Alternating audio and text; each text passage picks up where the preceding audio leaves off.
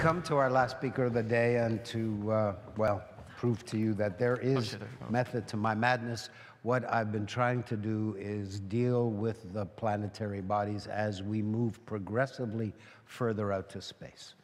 And there is nothing further out to space in this discussion than what our next speaker, Avery Broderick, managed to do, which is to see the unseeable, to see a black hole that is some, do I have this right, 55 million light years away from Earth in a massive galaxy, when what we've been taught all these years is that a black hole is the acme of nothing. It's where everything disappears.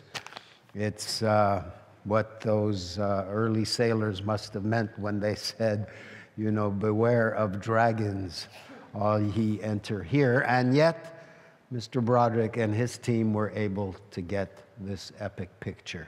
Avery, please come out. Thank you very much. And congratulations. Thank you. Thank you. So, like so many moments in science, this was really the culmination of the efforts of a very large number of people. And I stand before you humbly as a representative of the more than 200 members of the Event Horizon Telescope collaboration who made this picture possible. But before I go forward and talk about black holes, what they are, what they look like, I'm going to start by going backward, because we've just passed the centenary of one of the most profound moments in modern science. In 1919, a century ago, astronomers traveled to the ends of the Earth, and they made an observation that revolutionized our conception of the cosmos. And you might know about Sir Arthur Eddington's expedition, and you might not, but you certainly know of the consequence. In 1919, Albert Einstein had had his Annus Mirabilis. He had revolutionized how we think of time, and he was famous in the hallways of physics departments. But he had not yet become a household name. He was not yet the icon that we all remember. He was not the playground taunt. Okay, that awaited his confrontation with gravity. And that was an audacious moment, because at the turn of the 20th century, Sir Isaac Newton's theory of gravity, his law of gravitation, was not merely a physical theory. It was the shining example of what a physical theory could be. It brought order to the heavens, and as we heard, it's delivered humanity to the moon. And this was the problem that Einstein thought to confront, something where everyone saw triumph, Einstein alone saw flaw, and he sought to replace it with a theory based on geometry, a theory in which matter would tell space how to curve, and the curvature of space would tell matter how to move. Geometry become destiny, centered in physics in a way not seen since Plato. By 1919, it was a beautiful idea. The math was hard. And it lacked one very important ingredient. That was proof. And that's what Eddington sought in Sobral and Principe. That's why he traveled to follow an eclipse, to see a subtle shift in the position of stars, a mere 1/2000th of a degree that would betray the manner in which light falls in the presence of a gravitating body. General relativity made one prediction, Newton made another. Einstein was right, and in that moment he became the icon we remember. Once again, scientists have journeyed to the ends of the Earth in order to revolutionize how we think of the universe. This time not searching for a mere 1/2000th degree deviation, but hunting a more exotic, a more incredible, maybe a more terrifying object. Another prediction of Einstein's theory of gravity: black holes, the perfect prisons. One of the motivations for doing this is that, unlike the beginning of the 20th century, in the 21st century, we feel nothing but angst and problem. We have two amazing pillars of modern physics, quantum mechanics and Einstein's theory of gravity, both of which have been exquisitely tested and passed at every instance. And yet we know there must be something more. Black holes are the nexus of many of the questions, many of the threads that attempt to unify these two theories, and therefore are a natural opportunity to seek solutions. If you're more practical-minded, if you're an astronomer, you might also be interested in the fact that black holes are the engines of the cosmos. Here's a picture of a galaxy, Centaurus A. The stars you see are actually in our galaxy. The galaxies, the stars in Centaurus A are the milky white glow that you see. That's 1 trillion stars shining from across the cosmos. If you see this with the naked eye, or you see this with optical eyes, as we do, you see the dust lanes. It looks very similar to ours. It's edge-on, similar to ours. But if we were to transition our eyes, if we were to trade our eyes in for radio eyes, you would see something very different, with a great many more fireworks. You'd see very narrowly beamed outflows, moving almost at light speed. And those outflows are carrying energy and mass away from the center of the galaxy. They start right down at the very nucleus, which we believe harbors a black hole. And these outflows are not merely for show.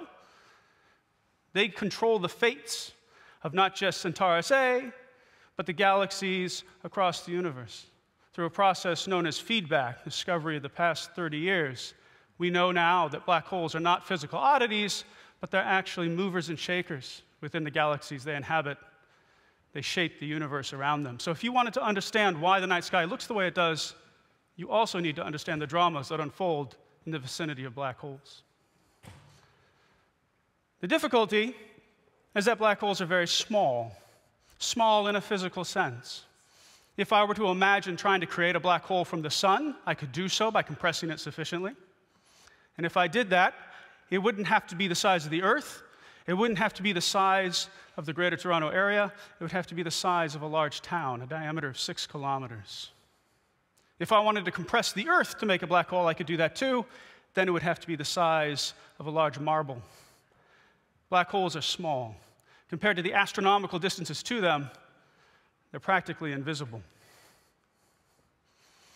So if we look at the nearest black hole that we know of, it's located in X-ray binary, 3,500 light years away from us. It has a phone number name that I don't recall. It's 7 times the mass of the sun, and it subtends an angular scale of 10 trillionth of a degree. That's tiny by any measure. Fortunately for us, there's another kind of black hole, the supermassive monsters that live at the centers of galaxies, including our own. For decades, scientists have been watching stars orbiting a dark point at the center of our galaxy, and from that deduced that there has to be a 4 million solar mass behemoth there. And that would subtend an angle of 100 millionth of a degree. And you'll note that the order in which I've told them to you makes that sound like a whoppingly large figure. Of course, it is still extremely difficult. So to contextualize the challenge of seeing something 100 millionth of a degree, that's something like seeing a dime in the Horn of Africa and reading the writing from where we are today. Or watching the hockey game on the moon, not in the old standard definition where you had to follow the players to figure out what was happening, but in full 4K where you can see the puck. And this is the challenge that if we want to study the vicinities of black holes, address their nature, that we need to be meeting. Now, astronomers live under the tyranny of something called diffraction. And you all know of diffraction. You see it every night when you go home, and you see the streetlights in the distance. They all look like stars. And interestingly, every streetlight you see looks like the same star. And each one of these stars rotates when you turn your head. And that's because the star isn't in the light, it's in your eye. It's diffraction through the pupil of your eye. And you can see the stars here, diffraction through the pupil of the camera that took the picture. And the diffraction limit is a consequence of the wave nature of light. It's a law of physics. You can't get around it by being clever. It's related to the Heisenberg uncertainty principle. And if you were to try to observe black holes with an optical telescope that was 30 meters in diameter, this is the cutting edge. This is the largest telescopes being built today on the drawing board today. You're still at a resolution that's 100 times too low. You can't do this in the optical. Now, it might seem like folly to imagine doing this at longer wavelengths, in the radio, at millimeter wavelengths, comparable to the electromagnetic radiation in your microwave. If you did that, you would need a telescope the size of the Earth. Okay, so building a mirror the size of the Earth is expensive. There are some political problems, okay? But we can do that. Any telescope operates by bringing the light into focus in a complicated optical dance, well choreographed so it all arrives at exactly the same time. We can use a technique called very long baseline interferometry where we replace this entire mirror with just slivers. And each of those slivers, we record the light, record the full electromagnetic wave. And then on large computers, we complete the optical choreography, bring it into focus, and generate an image. In some sense, this is a synthetic telescope, where we've combined the input from many telescopes around the globe. This is what the Event Horizon Telescope is. It's a telescope the size of the Earth, built with computers and stations spread around the globe. There are challenges. We have the highest data recording rates in science. I suspect the highest data recording rates outside of government institutions. We record at each telescope a full HD movie every second. We have literally tons of data. There are tons of hard drives produced in each observation. I don't take very many selfies, so I'm not sure what 40,000 lifetime selfie budgets mean, but I hear it's big from my kids. It's also high precision science. In order to complete that optical choreography, we need to time tag all of our measurements with atomic clock precision. And both these massive data recorders, atomic clocks, specialized detection hardware, all have to be deployed to the ends of the Earth, to high and dry sites, because the greatest enemy of that millimeter photon on its way from 55 million light years in M87 is actually water molecules. It's water vapor in our atmosphere, and the best solution is to simply get above it. So for more than a decade, we have been hard at work demonstrating that we can actually do all that stuff I just said, demonstrating it worked, and demonstrating there was something to see. But at the beginning of 2017, something very special happened. It became clear that we had enough stations in the array, not just to prove that we could actually make it work in principle, but generate a real image. And thus, on April 5th, 2017, all of the stations of the EHT turned in unison towards Messier 87, a galaxy in the constellation of Virgo, and observed at the same time. And I'm going to take us on a journey into the heart of M87. I'm going to start with the night sky, and at every step, we're going to be able to tell where we were before to give an idea of the scale. So here we are from southern Ontario, and we're going to zoom in on Virgo. And as we zoom in on Virgo, we start to see Virgo has a cluster of galaxies, not a single galaxy. There are 2,000 galaxies in the Virgo supercluster, all orbiting each other's gravity. And at the heart of the Virgo cluster, there's one particularly large galaxy, M87. It's not a galaxy like ours. It's 100 times larger than the Milky Way, and it's not disk-like or spiral. It's sort of a cosmic egg. And at the center of M87, you can start to see one of these prominences, one of these jets that rule the fates of their galaxies and their friends. M87 harbors such a source. Now, at this point, our journey in the optical has ended. There are no higher resolution optical images. To move forward, we have to put on our radio eyes once again. This is an image coming from a telescope called the Very Large Array. It's very much like the Event Horizon Telescope, but it's located in Socorro, New Mexico, in a 100-kilometer region. So it's very much smaller resolution, lower resolution. And as we zoom in step by step, we now come to telescopes that have to be the size of the Earth. This is a telescope that's in spirit very similar to the Event Horizon Telescope, but operates at longer wavelengths and therefore lower resolution.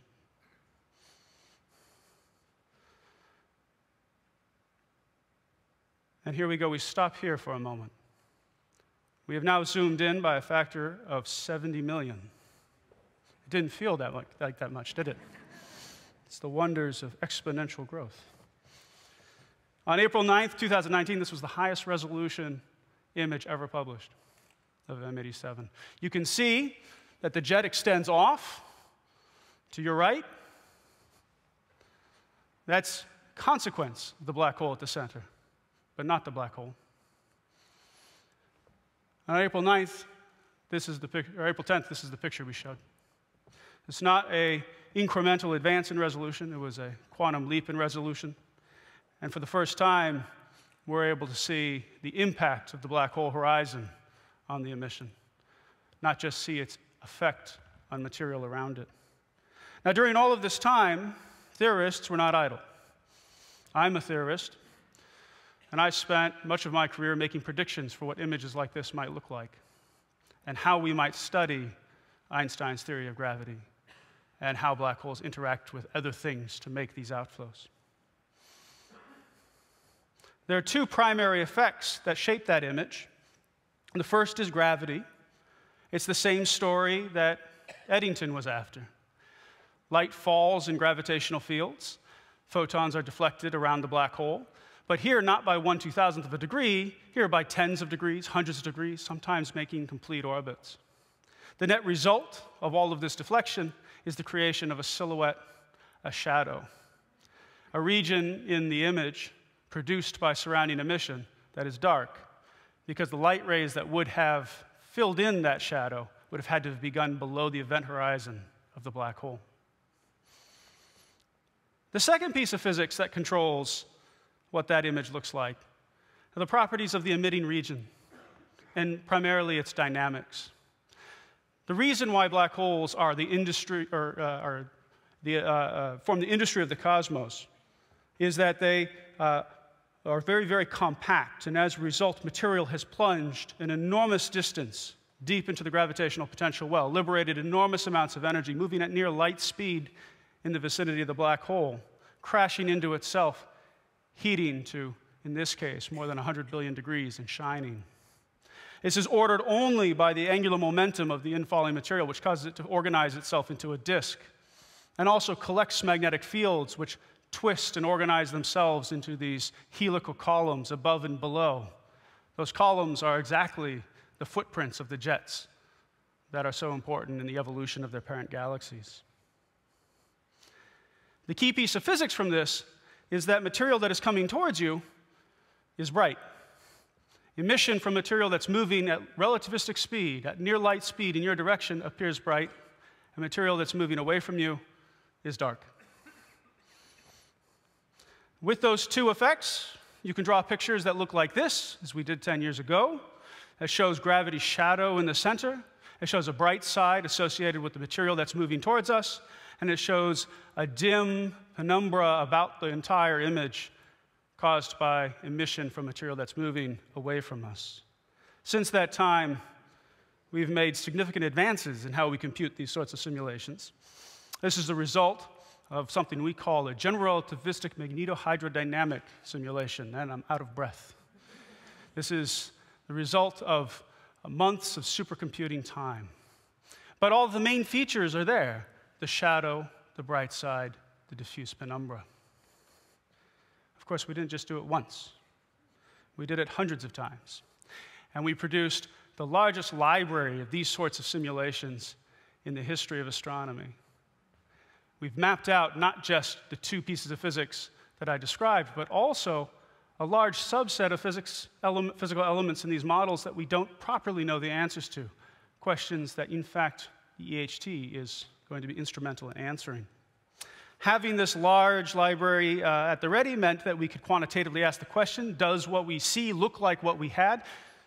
Does the stories that we've been telling our graduate students for the past 40 years about how those ever-important jets form hold any water? And the answer is, one of these is the data, one of these is a simulation. I'm not going to tell you which one. Yes. In fact, the bedtime stories we tell our graduate students have now been founded in the firmament of empirical observation. The second thing we can do with this library of images is begin to measure something about the gravity of that black hole. I said lensing was one of the primary effects in setting that image. It sets the size of that shadow, and the size of that shadow depends solely on gravity. And so by measuring the size of the shadow, we learn about the black hole at the center, and we learn about how gravity operates near black holes. We didn't do it with a ruler. We had 3 different methods that we applied on 4 different days, and all of them found the same answer. It's one of my favorite plots in science. It's incredibly boring. A lot of points all line up.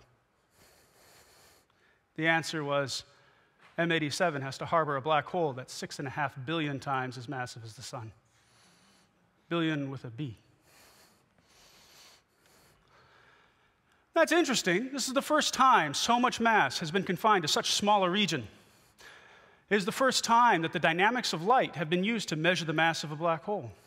But it is not the first time there's been an estimate of the mass of M87. There are preceding measurements based on the dynamics of stars far away. Stars that are moving fast indicate massive objects. Stars moving slow indicate low-mass objects. It found the same answer. And that's really interesting because these stellar measurements are out at 60 light years, whereas our measurement is in 40 light hours, 100,000 times closer in. What stitches these 2 regions together is the theory of gravity. If Einstein's theory of gravity were wrong, there's no reason why these numbers should be the same.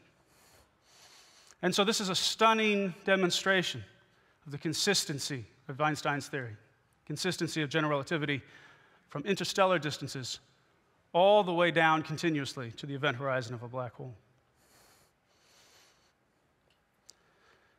M87 is not alone. It's the first thing we've produced an image of, but it is the exemplar of a class of objects. Here's a picture of the sky in the gamma rays, and everything with a little white circle around it is an object like M87. Not all of them as close, not all of them as bright, not all of them as massive, but a sibling. And in this picture, they're undercounted by at least 20,000 because of the way they're selected. This is a very special group. So there's actually 20,000 more on the sky. And what we learn about M87, we can infer about all of these and their impacts in their neighborhoods.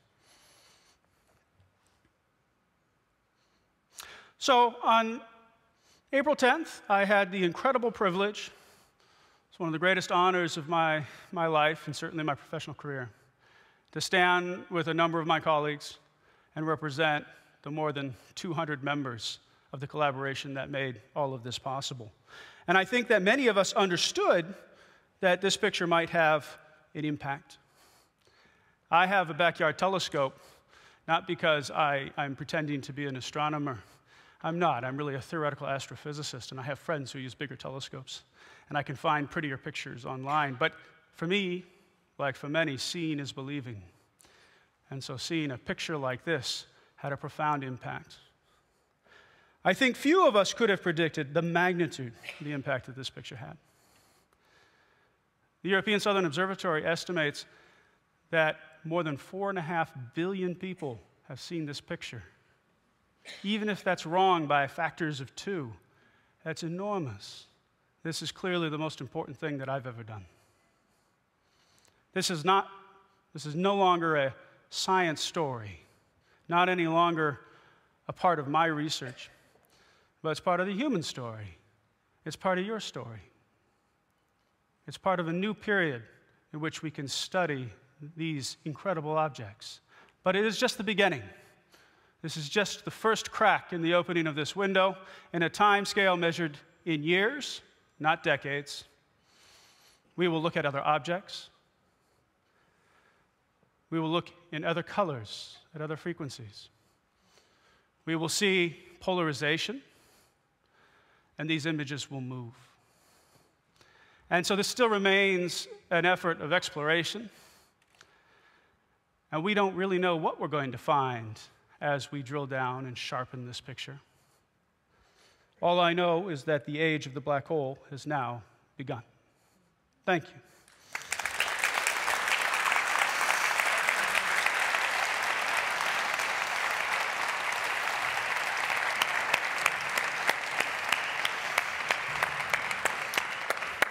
Well, bravo, Avery, for a titanic achievement. Really exceptional. Thank you. In the movies, in sci-fi, the black hole is depicted as the thing in which nothing survives. Do you believe that? Normally we think of the black hole as being defined by its event horizon. It's a perfect prison, the ultimate trap, and everything ends up down at the bottom of the singularity. But part of being the perfect prison, it is that undiscovered country from which nobody has returned. So I don't know what's inside. We don't know what's inside. Anyways, I want to thank all of you for staying. I hope you can see why I found it irresistible to pursue this idea all the way to the black hole. So thank you again, Amy. We'll take a picture.